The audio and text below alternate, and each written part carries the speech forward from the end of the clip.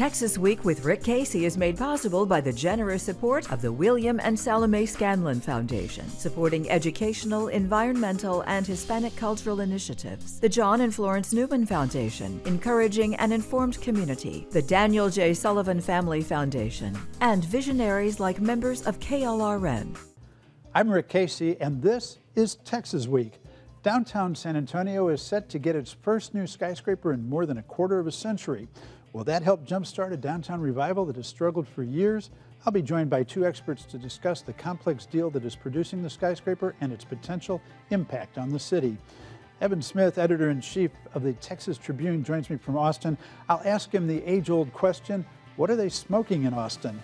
And in my last word, a 15-year-old killed a classmate. So why did a jury convict him of a misdemeanor? Texas Week starts now. This week's most important stories, people, and issues in depth. This is Texas Week with Rick Casey. San Antonio appears ready to get its first new skyscraper in more than a quarter century in a complex deal involving Graham Weston, the head of Rackspace, Frost Bank, and the city of San Antonio. Also part of the deal are more downtown apartments and a new home for city workers now scattered in rented buildings. While the City Council prepares to vote on the Weston Urban proposal, we've asked two experts heavily involved in downtown revival to talk about its potential impact. Joining me is Lori Houston, the director of San Antonio's Center City Development and Operations Department. Lori promotes and initiates compatible development within the downtown area. And David Edelman, the principal of Area Real Estate, a founding member of the chair of the local chapter of the Urban Land Institute, a group that studies and pushes for effective urban design.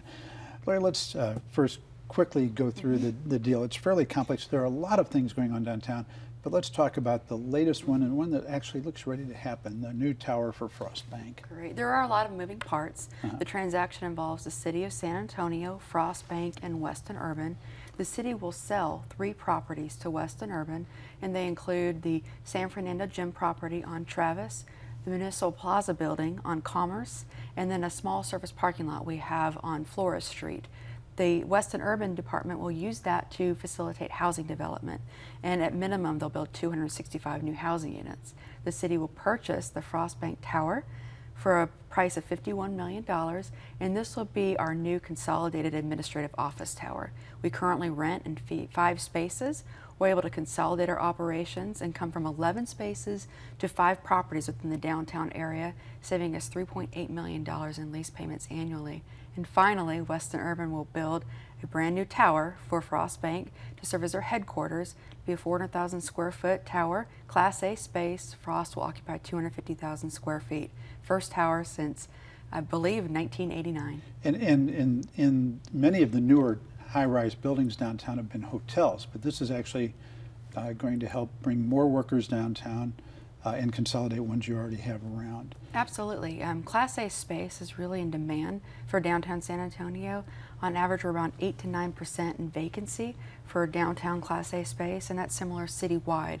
And so definitely we're always looking for more Class A space, and we're looking to recruit new businesses to San Antonio. David, you have bought and developed or redeveloped a number of downtown buildings. You've been a downtown advocate, cheerleader, but you've also seen a lot of the problems of developing downtown. What do you see as the impact of this particular development on efforts to revitalize downtown? I think the impact is huge. In fact, I think it's catalytic.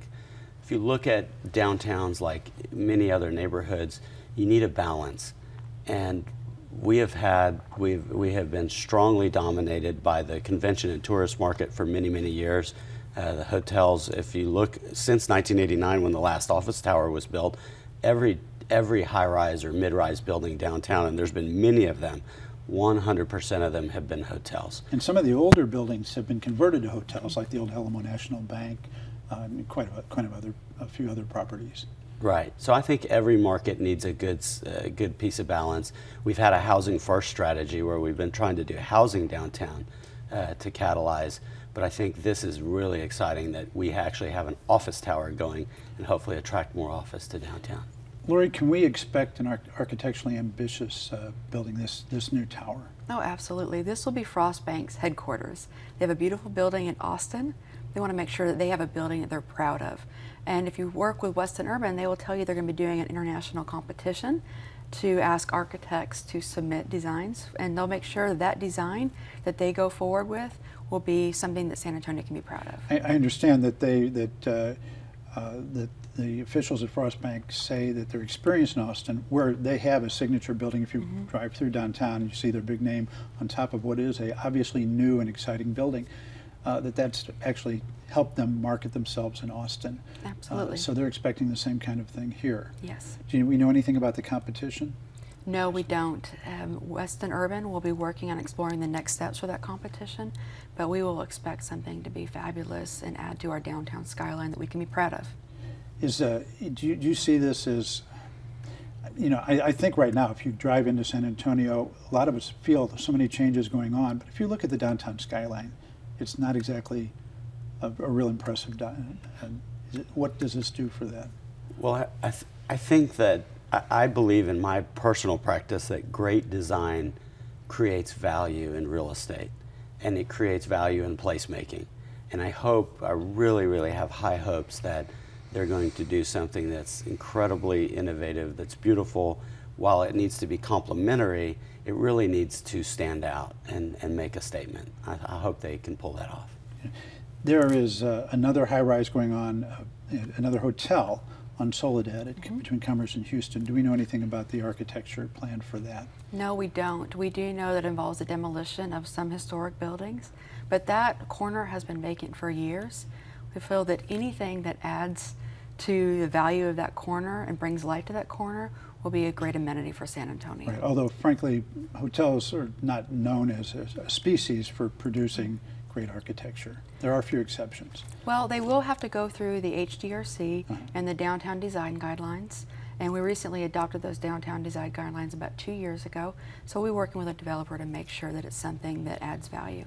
David, the last two times we had major booms or even moderate booms in office building downtown were the 1920s and the 70s and 80s. They had something in common. Those were both real estate bubbles. There was a lot of easy money, and they were followed by crashes. Should we be concerned? Are we beginning another one of those, or is this a different kind of dynamic?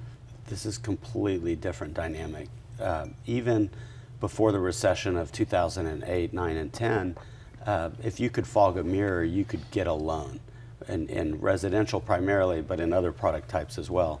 This market, the capital markets are incredibly constrained. It requires huge equity to put up a building. So if you don't have a track record of success and a great deal of capital, you can't get a building built and put up. So I'm not concerned at all from a capital market bubble at all. Well, plus, Lori, we have two really heavyweights involved in this deal. Absolutely. Frost Bank, the biggest bank in Texas, that's Texas-owned, headed by Dick Evans, and of course Graham Weston, head of Rackspace, a man of considerable means and considerable vision.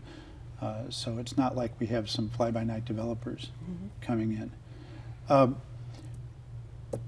Weston Urban has talked, we've been hearing stories that they've been amassing property for some time downtown, and but it's been very quiet. In an interview with the Business Journal, Graham Weston talked about some of their plans in what appears to be the northwest part of downtown. What can you tell us? One of them includes buying some property from the city to do more apartments. What can you tell us about that? Well, the transaction that we'll bring forward to council on June 4th will help facilitate a transaction for Weston Urban to acquire property from Frost Bank. And they have quite a few properties in that northwest quadrant. And when I talk about 265 housing units, some of those properties will help us reach that housing count. But I have an idea that there'll be much more. But it's kind of focused around the Fox Tech San Antonio Independent School District site and the area between the Frost Bank Tower heading north to SAISD. But this transaction will help them acquire some of those properties from Frost Bank. David, this is probably the most deteriorated part of downtown. It's probably got the most parking lots, the fewest buildings. Tell me the ways in which that's an advantage or disadvantage for doing new development there. So the advantage is there's land inventory. The disadvantage is this streetscape is pretty bleak. And if you look at, for instance, retailers at the street level, they want to see other retailers doing well before they come. So it's a chicken or egg problem. It's a challenge. We do have one thing that should be a big generator. Developers love parks, and we're about to do something with San Pedro Creek, Yes. which goes along. Talk about that in the context of this. Well, San Pedro Creek is going to be about $175 million. The county has already allocated $125 million. It's about 1.5 miles through our downtown. It's going to be a tremendous linear park for downtowns to use as they recreate or just walk along in the evening. It's going to help so many properties in this northwest quadrant area, to include the property next to the Alameda Theater. It'll have some interface with the new tower that's going under construction, and also help some properties in the SAISD site near Fox Tech. But as it goes south, it's going to remove properties from the floodplain and allow for more development in that southern part of downtown. So it's going to be another game changer for downtown, just like the museum reach was for the area along Broadway. Huge number of apartments have gone up. People think it's all because of the Pearl, but the extension of the Riverwalk has obviously had a big impact there. Is the creek going to look much like the Riverwalk in terms of the park that it makes? It's going to provide similar amenities, and I think that the museum reach urban segment is going to be the better comparison, where it'll have the concrete walkways, the public art, and then of course the water. So there'll be a lot of interaction between those three components. David, while we've heard about this project, another change at least was announced, and that's the Gray Street Partners that bought, I think, 8 buildings from Federal Realty. Federal Realty is a big national firm, came in some years ago. This is more in the heart of downtown along Houston Street, close to the Majestic Theater. And they tried to do a lot of things. Gray Street's a local company. Federal had what we might call mixed success. They got some things done. It's prettier than it was, but there's still a lot of empty buildings there. What are the challenges that the local group that's bought it have, and is there a chance that they can do better than Federal did? Well, let me start with the opportunity. So their timing is great. There's so much energy from a demographic shift of folks that want to be downtown that maybe historically didn't necessarily want to be downtown. So they've come into it with good timing. The challenge is you're dealing with historic buildings on very tight sites. Do they have the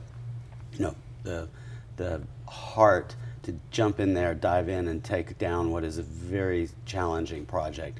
My fingers are crossed. I'm hopeful, and I'm here to certainly support them and help them if I can. You actually own one of the buildings right in the middle of that, and I need to dispel a rumor, because on the top of the building right now there is a sign that says, big letters in neon, Rick. And I have nothing to do with this building. It's the Maverick building, and are you going to get the MAVE, M-A-V-E, fixed on that, or are you going to just leave it for me to let people think I am? Well, listen, it's like anything. The naming rights could be bought. So if you want us to leave the M-A-V-E out, we will. Okay. But they had, Federal had a number of city subsidies or incentives, and TERS was a reinvestment zone was set up there for them and everything. Will that continue for the new owners? Absolutely. And David mentioned timing. Timing is perfect right now. Downtown development is a priority among the political leaders, and also the priority among the community. It's never been a priority of the community as much as it has been this decade. And so I think that really helps as we proceed redeveloping Houston Street. Houston Street just has this tremendous opportunity. It's going to look totally different in 5 years.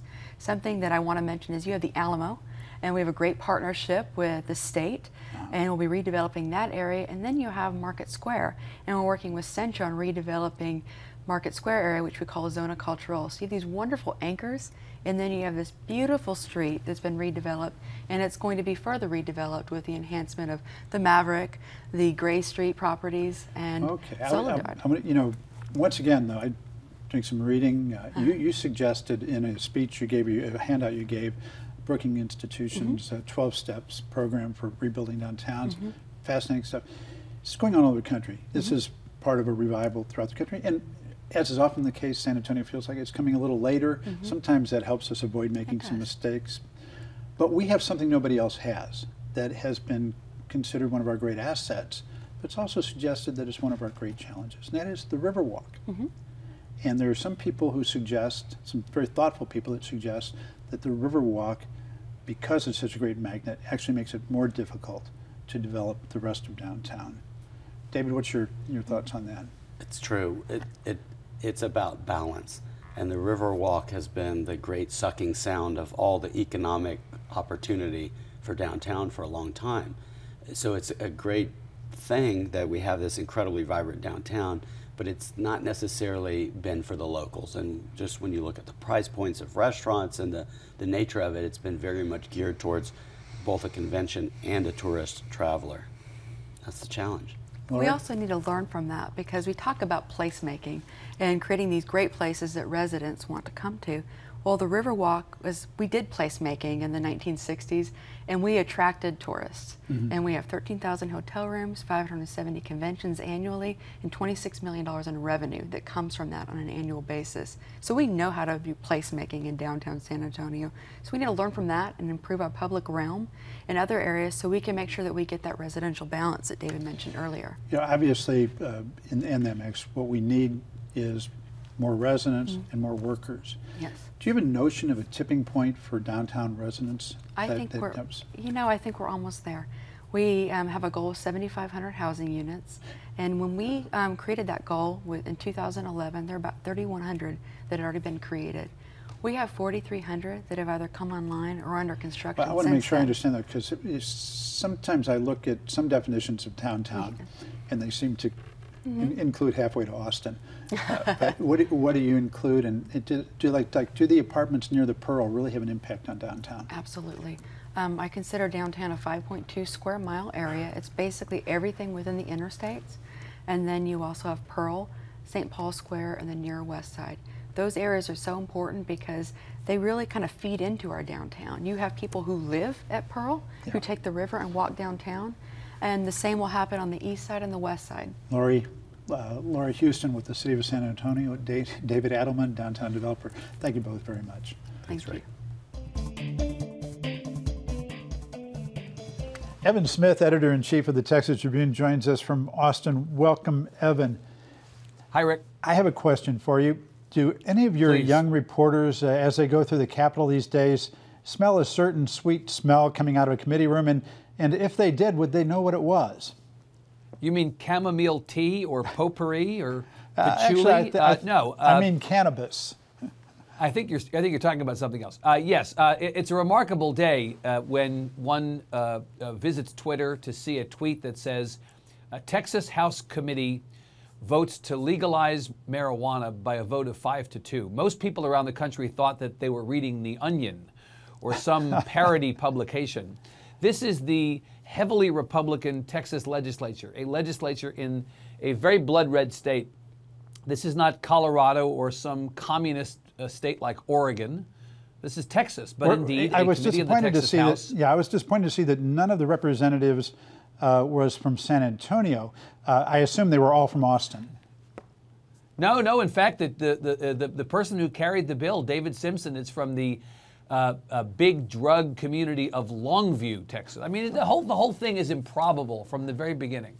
The idea that in the state of Texas a bill would pass out of committee to legalize marijuana, but in fact the bill has indeed passed out of committee. Now it's got a lot of steps it has to go down for this to get to the House floor, and then if it gets to the House floor, it has to go over to the Senate. Rick, I'm not going to say this for certain, but I'm going to venture a guess that if you look at the makeup of the Texas Senate, there's probably not a whole lot of support for legal marijuana over there. Well, you know, you wouldn't have known it was even on a House committee. Well, but you know, I think the larger conversation here really is not so much about all the jokes we can make about legal marijuana, but the serious conversation about drug law reform, which is tied to a larger conversation about criminal justice reform. That is a very legitimate topic for conversation, and it's a serious topic for public policy types on both the left and the right. It's one of the rare issues on which there is a bipartisan agreement these days. And in some ways, Texas has led the nation. Laws in this state need to be reformed. In some ways, it's a big topic on that. Yeah, it's a big topic. So well, there was another story, and you know, sometimes if people smoke really strong marijuana, it can lead to, for some people, to paranoia. And we have another story that came out this week. Is it paranoia going on about a group called the American Phoenix, or is there more to it than that? Well, we're determining what the facts really are here. There's an awful lot of talk on the street about this, but the facts are slower to come into focus. The story, as it's being told, is that there are a group of people at the Capitol with hidden microphones and hidden cameras on their person, lapel cameras and briefcases that contain hidden cameras. And they're running around talking to legislators who don't know they're being taped in private settings, and legislators are, as the story goes, allegedly saying the kinds of things that would get them in trouble. They're revealing all kinds of personal and political positions and things they've done and what have you that will apparently be very embarrassing and revealing and could put their re-elections at risk. And this is a group of folks in Austin. The provenance of this group is not known. Who is funding this group is not known.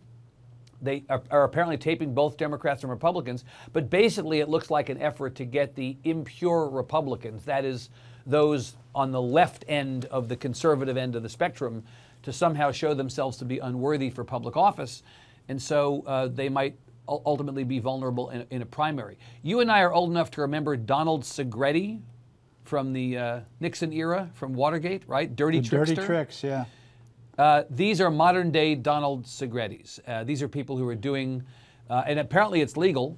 We think it's legal, but apparently what they're doing is dirty tricks to try to get their political ends. With technology that Donald could only have dreamt of.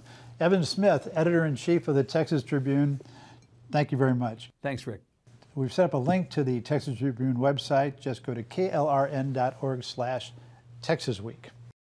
We'd like to hear from you. Email us at texasweek@klrn.org. You can also follow us on Facebook and Twitter. And now, the last word with Rick Casey. A jury in New Braunfels, hardly a liberal bastion, this week added to evidence that Texas can be mature in the way we treat our children. The case involved a horrible tragedy. A 15-year-old boy was harassed by chemistry classmate Logan Davidson for 2 days. According to witnesses, Davidson had thrown objects, erasers, pencils, ice, spitballs, at him during class, despite warnings to stop. According to both the accused boy and a witness, Davidson had also kicked him in the groin. And when the boy threatened to punch the classmate if he didn't stop the harassment, the boy testified Davidson mocked him in front of others. Of such annoyances and provocations are schoolyard fights born, but the fight never happened. Instead, the 15-year-old waited for his provocateur to come out of the classroom and lunged at him, landing 2 punches to his head. The classmate hit his head on the wall, fell to the ground, and died. An autopsy showed he had suffered a broken jaw, but what killed him was a torn artery in the back of his neck, an injury most of us have never heard of. Prosecutors charged the 15-year-old with murder, but included the lesser offense of manslaughter for the jury's consideration.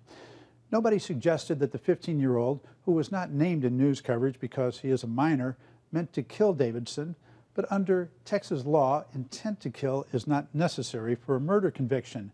Someone can be convicted if he kills someone in the course of committing another felony, if he commits or attempts to commit an act clearly dangerous to human life that causes the death of an individual. The other felony cited by prosecutors was aggravated assault. For unexplained reasons, the prosecutors didn't include aggravated assault as a lesser offense for consideration by the jury. It would have seemed to be an easy conviction, requiring only that the perpetrator causes serious bodily injury to another. And some jurors said they would have convicted the boy of that charge had it been available to them. Aggravated assault is a felony, but apparently the prosecutors wanted a higher level of felony, such as murder with a sentence of up to 40 years or manslaughter with a sentence of up to 20 years. What's more, prosecutors vigorously objected when Judge Charles Stevens granted defense lawyer Joseph Garcia's request to include the lesser charge of simple assault, a Class A misdemeanor. In a rare move, prosecutors interrupted the trial to appeal the judge's decision. A state appeals court ruled 2-1 in favor of the judge. The majority wrote that a jury could reasonably conclude that punching someone in the face twice is not an act that is inherently dangerous to human life, i.e., it is not an act that objectively creates a substantial risk of death. This, of course, is the common sense issue. Few of us think one 15-year-old punching another 15-year-old is likely to kill him, and no evidence was presented that the teenager had either a history of fighting or any training in boxing or the martial arts. The boy was guilty of assault, even if provoked. The criminal level of the assault is a legitimate discussion. But as the jury clearly concluded, the boy is not a murderer and should not carry that label for the rest of his life. Logan Davidson's parents understandably disapproved of the verdict. Their son is dead. They will miss him forever, and it has been ruled a misdemeanor. We feel it sends the wrong message to young people in our community, and beyond that, a child's life is worth nothing more than a misdemeanor, they said in a statement. Their words are justified by their pain, but I hope the verdict sends a different message, a message to prosecutors. The message is that Texans want to hold youths accountable for their actions, but we don't want to ruin their lives forever for adolescent misbehavior. I have a correction to make. In last week's piece on Governor Abbott's orders to monitor the federal Jade Helm 15 military exercise this summer, I mistakenly referred to the Texas National Guard. The body Abbott charged with the task is the Texas State Guard, a volunteer force made up of 2,000 of what I'm sure are good men and women, but that has sometimes been referred to as the Boy Scouts without adult supervision. And that's it for Texas Week. See you next time.